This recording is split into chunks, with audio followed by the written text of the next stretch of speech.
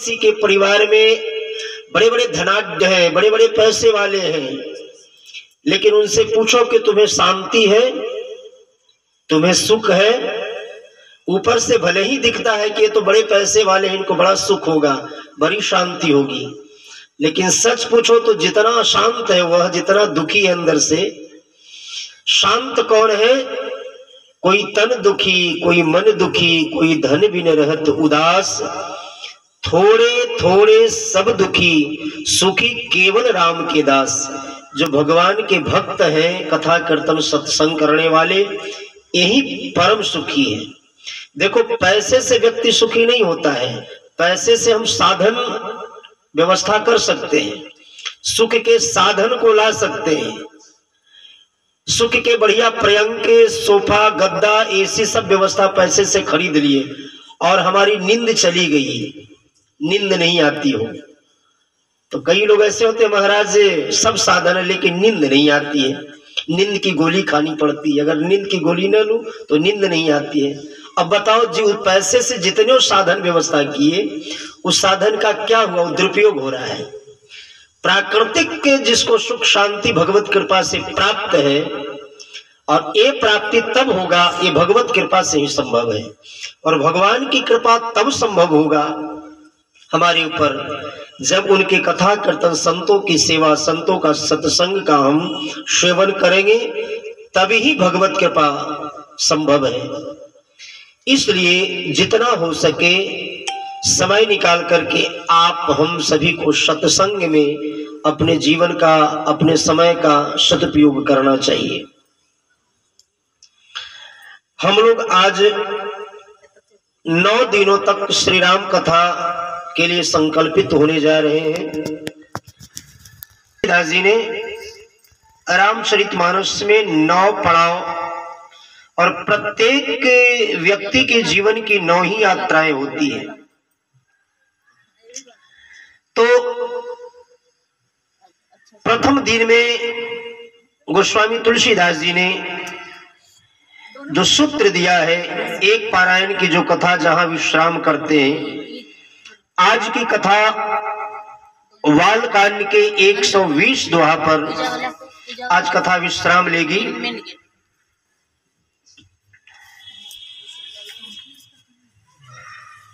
श्री गोस्वामी तुलसीदास जी ने आज जहां कथा को विश्राम दिया है,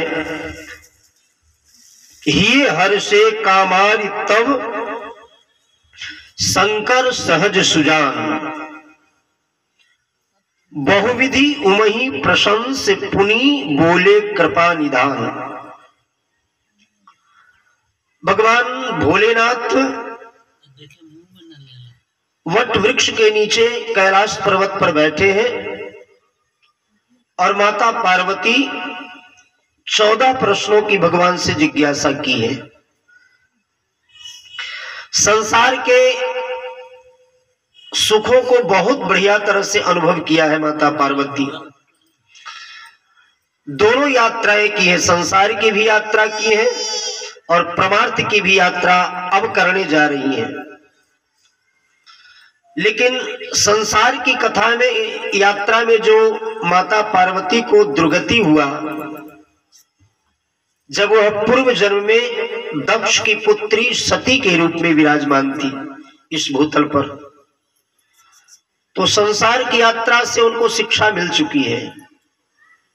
लगता है कि संसार में ये सब सुख है, लेकिन वास्तविक रूप में संसार में कहीं सुख है ही नहीं, केवल सुखाभास है।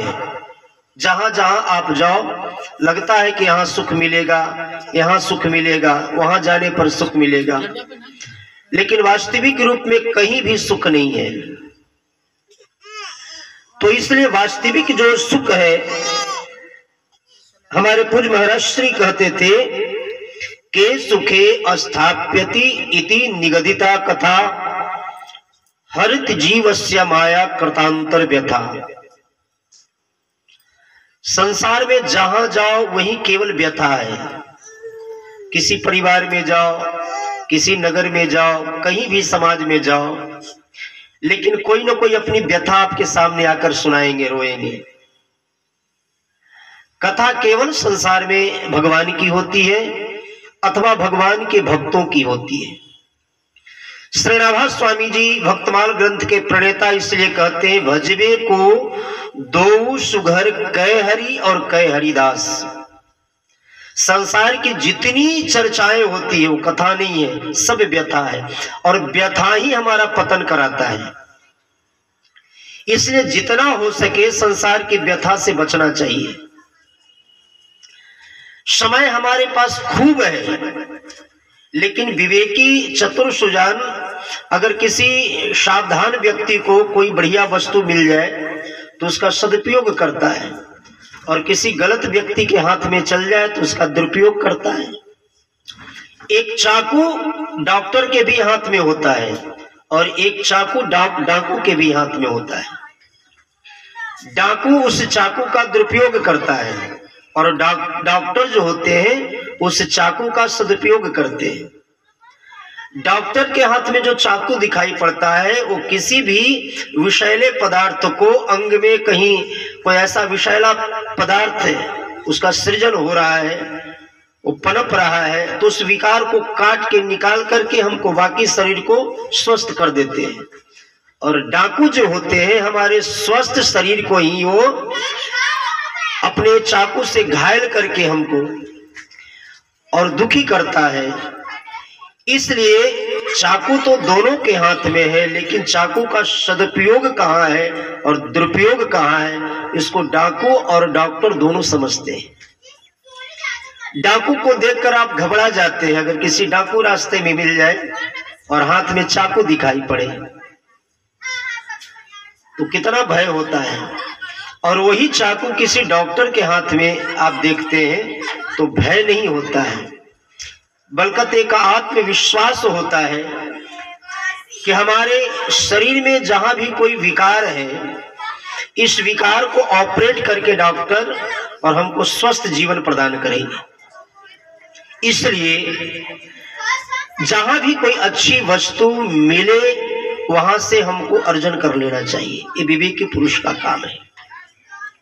समय किसी का प्रतीक्षा नहीं करता है। बहुत लोग कहते हैं चलो अभी क्या है, कल कर लेंगे, परसों कर लेंगे, बाद में कर लेंगे, लेकिन समय किसी का भी प्रतीक्षा नहीं करता है।